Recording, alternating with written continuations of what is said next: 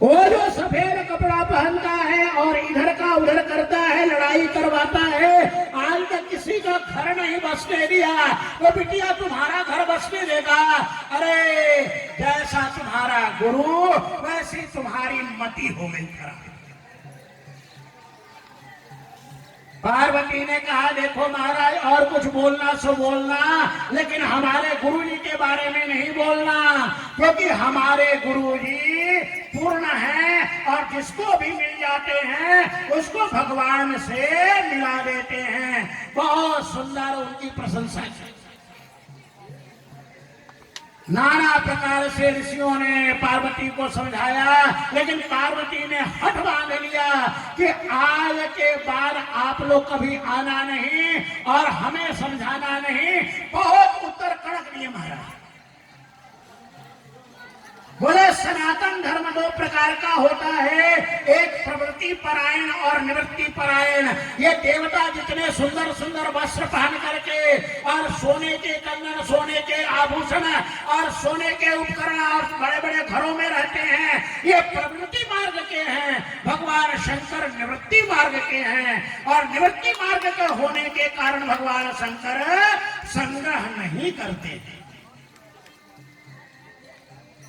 ऋषि लोग निरुत्तर होकर के भगवान शंकर के पास आते हैं, भगवान शंकर को समाचार देते हैं। भगवान शंकर स्वयं कहते हैं कि जब तक मैं इसका परीक्षण न कर लूंगा तब तक मैं इसे स्वीकार नहीं करूंगा।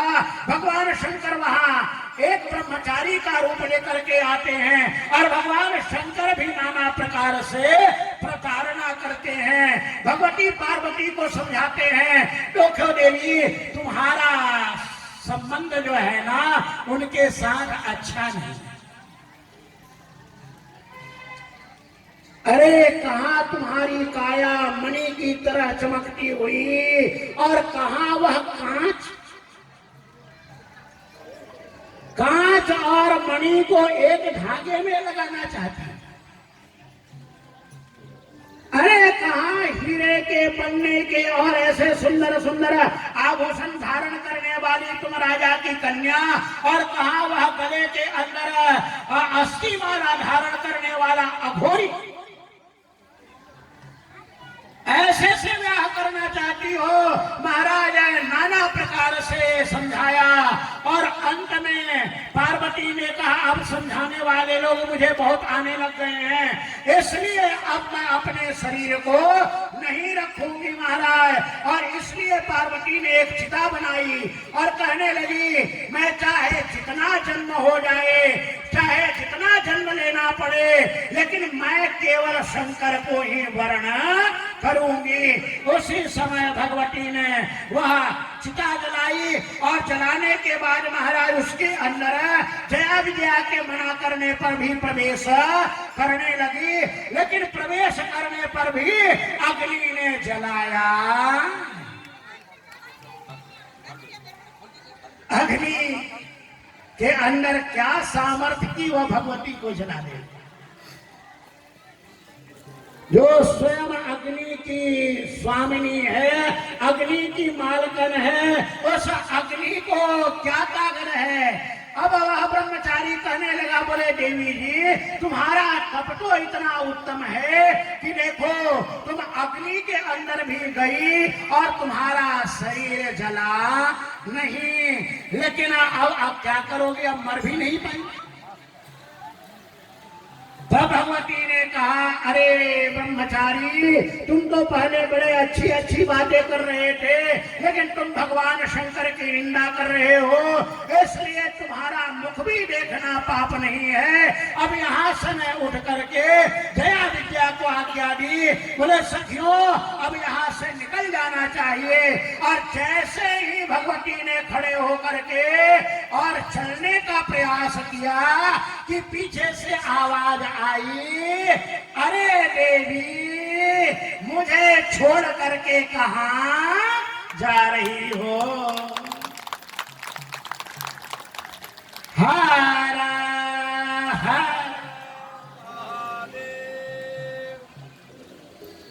पीछे मुड़ करके देखा तो भगवान शंकर कर्पूर गौरम करुणावतारम संसार सारम भुजगेंद्रहारम, ऐसा भगवान शंकर का दिव्य रूप देख करके और वह ले जा करके सिर झुका करके खड़ी हो गई। बोले महाराज आप? बोले हाँ मैं ही तुम्हारी परीक्षा ले रहा था। अरे देवी, हजारों साल हो गए तुमसे अलग रहते हुए, अब देर ना करो, मेरे कैलाश को जल्दी से चलो, मेरा घर भी प्रकाशित करो। भगवती कहने लगी महाराज एक तो इतना लंबा तप किया हमने, और आप बड़े मुश्किल से यहाँ प्रकट हुए हो, तो कम से कम मेरे माता पिता को वह तो सौभाग्य दो कि वह आप जाकर के उनको हमें भिक्षा के रूप में मांगो, और वह जब आपके पात्र में मुझे भिक्षा के रूप में देंगे तब मैं आपको पति के रूप में स्वीकार करूंगी। भगवान शंकर कहने लगे देवी जी आपको पता नहीं है क्या? आपको सब पता है कि आप मेरी परमानेंट पत्नी हैं, और परमानेंट पत्नी के लिए कोई अलग से ब्याह करने की जरूरत है नहीं। भगवती ने कहा महाराज ये आप और हम जानते हैं, लेकिन संसारी लोग तो नहीं जानते। आज मैं किसी मोह में पड़ करके, आपके प्रेम में पड़ करके और यहाँ से कैलाश चली जाऊं तो सारी दुनिया वाले क्या कहेंगे? क्या कहेंगे भाई? गांव में क्या कहते हैं? अरे उसकी लड़की, मैं नहीं कहता ये कहीं भी। बोले महाराज सारी दुनिया में बदनामी होगी, मेरे माता पिता की बदनामी होगी, और मैं बिटिया हूं, मैं कभी अपने माता पिता का सिर नीचा नहीं होने दूंगी।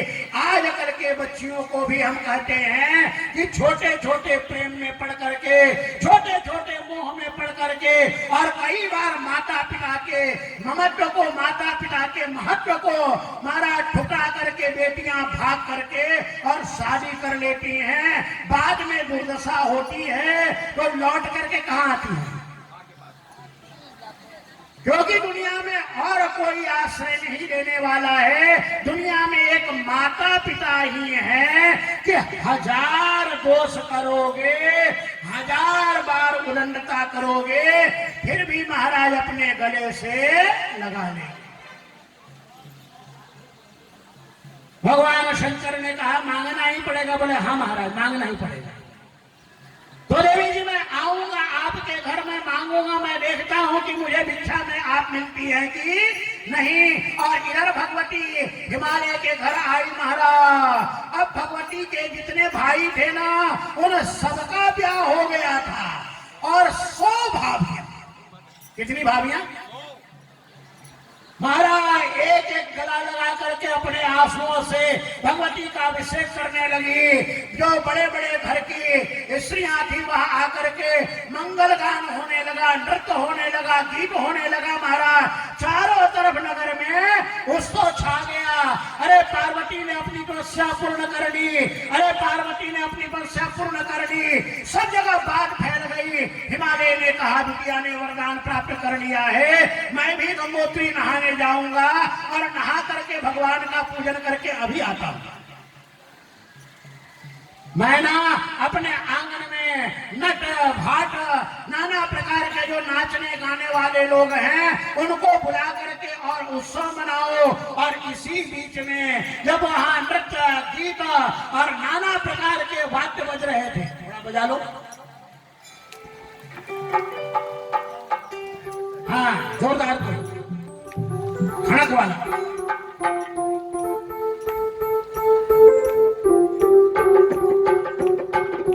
बहुत सुंदर।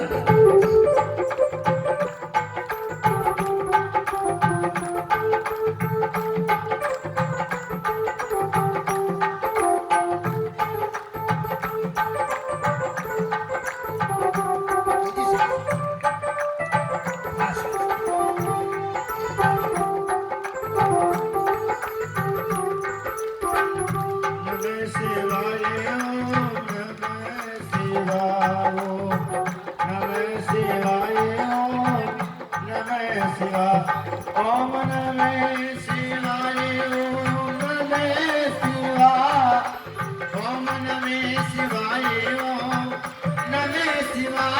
ओम नमः शिवाय ओम नमः शिवाय ओम नमः शिवाय ओम नमः शिवाय नमः शिवाय ओम नमः शिवाय ओम नमः शिवाय ओम नमः शिवाय ओम नमः शिवाय नमः शिवाय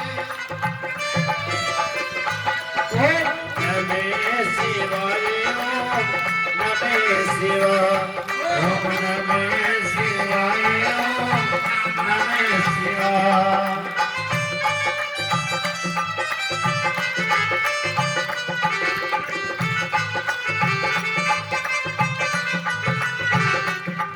तेरा पल पल बीता जाए मुख से सपने नमः शिवाय तेरा पल पल बीता जाए मुख से सपने नमः शिवाय ओम नमः शिवाय ओम नमः शिवाय ओम नमः शिवाय ओम नमः शिवाय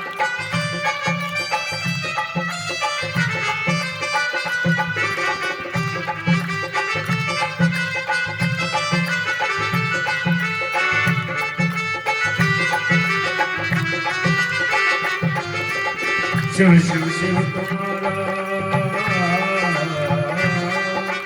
ये दुनिया पंछी का मेला समझ उड़ जाना अकेला ये दुनिया पंछी का मेला समझ उड़ जाना अकेला तेरे तन मन सोतन जाज मुख से जपले नमः शिवाय तेरे तन मन सोतन जाज मुख से जपले नमः शिवाय ओम नमः शिवाय ओम नमः शिवाय ओम नमः शिवाय ओम नमः शिवाय ओम नमः शिवाय ओम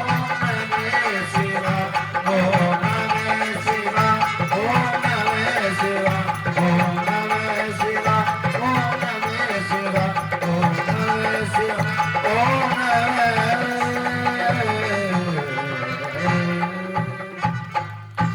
तो शंकर भगवान की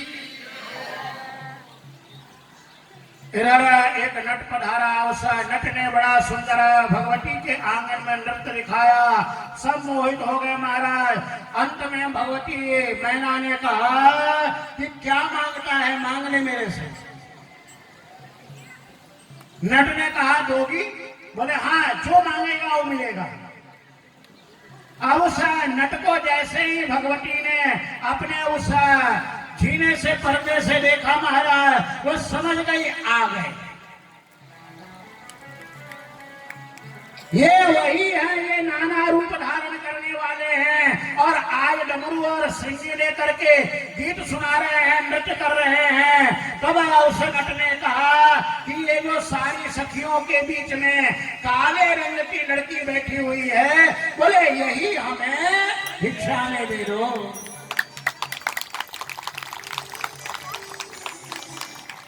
अब जैसे ही उस नट ने कहा तो माता जी का पारा गर्म हो गया बोले भिखारी कहीं का अरे सोना मांग ले चांदी मांग ले जेवरात मांग ले नगर मांग ले महल मांग ले कुछ भी मांग ले लेकिन मेरी बिटिया को मांगता है अरे कौन है कोई है कि नहीं डंडा लाओ जरा उसने सोचा अरे भाई पहले ही डंडा से स्वागत हो बोले ऐसा ससुराल यहाँ शादी से पहले ही डंडा से स्वागत की तैयारी बोले माता जी हमें तो यही चाहिए फिर वह नाचने लगा गाने लगा माता जी के ना करने पर भी वह माने नहीं उसी समय हिमालय आए और हिमालय ने कहा यहाँ क्यों कोलाहल है बोले महाराज एक भिखारी अपने आंगन में घुस आया है और मेरी बिटिया के ऊपर कुदृष्टि रख रहा है मेरी बिटिया मांग रहा है हिमालय ने कहा मैंने पहले कहा था ना कि भिखारियों को घर के अंदर नहीं घुसने देना चाहिए ये जाने अनजाने तुमने घुसने दिया। अपने चौकीदारों को कहा इसको डंडा मार करके निकाल दो महाराज। जैसे ही चौकीदार आगे बढ़े तो देखते क्या है, अरे ये नट नहीं है, ये तो सारी दुनिया का अग्नि का खंबा है। महाराज सब पीछे हट गए। उसी समय नट ने अपना दिव्य रूप दिखाया। जो हिमालय भगवान विष्णु को फूल चढ़ा के आए थे, जिन जिन अंगों पर तो अपने को पीतांबर रूप में और उन सारे फूलों को वहां पर चढ़ाया हुआ दिखाया। एक क्षण में वह ब्रह्मा हो गया, एक क्षण में वह सूर्य हो गया और एक क्षण में रुद्र हो करके और फिर कहने लगा अब मुझे देते हो कि नहीं? अरे बोले ये कोई जादूगर लगता है, इसको मार करके भागो। ये जादू दिखाने वाला है, कोई जादूगर लगता है। भगवान शंकर ही साक्षात रूप में वहां पर विराजमान थे। वो शंकर भगवान हर हर।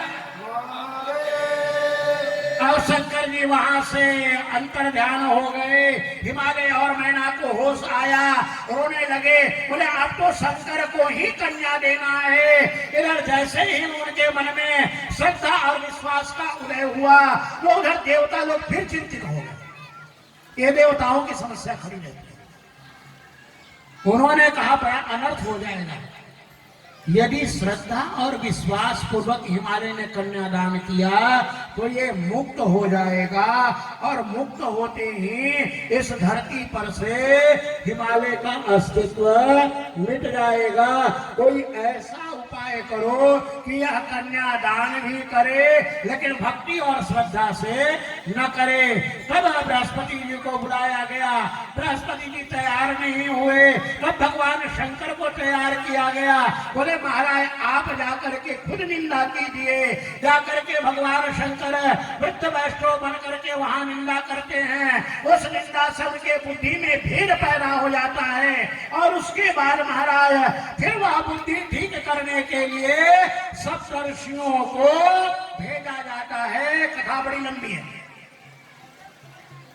सप्तर्षि हिमालय को समझाते हैं, मैना को समझाते हैं और वशिष्ठ जी की जो पत्नी है वह मैना को समझाती है। इधर सब तैयारी हो जाती है महाराज और तैयार हो जाते हैं। ऋषियों को लग्न पत्रिका दी जाती है और भगवान शंकर के ब्याह की तैयारी हो जाती है। तो शंकर भगवान हर हर। अब जो 5 घंटे में काम होने वाला है वो 5 मिनट में होगा। अब महाराज क्या हुआ कि महाराज क्या इधर सारे देवता आ गए, इधर हिमालय के यहाँ तैयारी हो गई और तैयारी होकर के महाराज क्या हुआ, गाजे बाजे बजने लगे। बाबा जी का श्रृंगार किया गया और श्रृंगार के साथ महाराज गणों के साथ हा हा हू भूत प्रेता पिशाच गंधर्व किन्नर करोड़ों गणों के साथ भगवान शंकर हिमालय के घर पधारे और हिमालय के घर पधार करके उनका महाराज सत्कार हुआ और सत्कार भी बड़ा लंबा है। भगवान शंकर ने कुछ मत बजाओ। भगवान शंकर ने महाराज देवताओं को कहा कि पहले आप लोग जाओ, लास्ट में मैं आऊंगा। बड़े दिव्य देवता गए, नारद जी ने एक एक का परिचय कराया। जब भगवान शंकर प्रकट हुए महाराज तो उस समय भयंकर रूप लेकर के मैना देखते ही बेहोश हो गई। अब महाराज खलबली मच गई। महाराज इधर आकर के मैना ने जिद कर लिया कि चाहे कुछ भी हो जाए लेकिन लड़की इस लड़के को मैं नहीं ब्याहूंगी। आकर के ऋषि लोग समझाते हैं, सब अहिल्या जी वहां समझाती हैं। बहुत प्रकार का विस्तार से वर्णन है और समझाने के बाद मैना जी कहती है कि यदि सुंदर रूप दिखाई पड़ेगा तो ही मैं अपनी लड़की दूंगी, अन्यथा मैं देने वाली नहीं। अंत में भगवान विष्णु जाकर के और उनको समझाते हैं। बोले महाराज शादी के समय ऐसा रूप लेना ठीक नहीं है, आप सब रूपों में हैं। तब भगवान शंकर ने करोड़ों करोड़ों कामदेव को मिलाकर के भी जिस रूप का निर्माण नहीं हो सकता है, वह रूप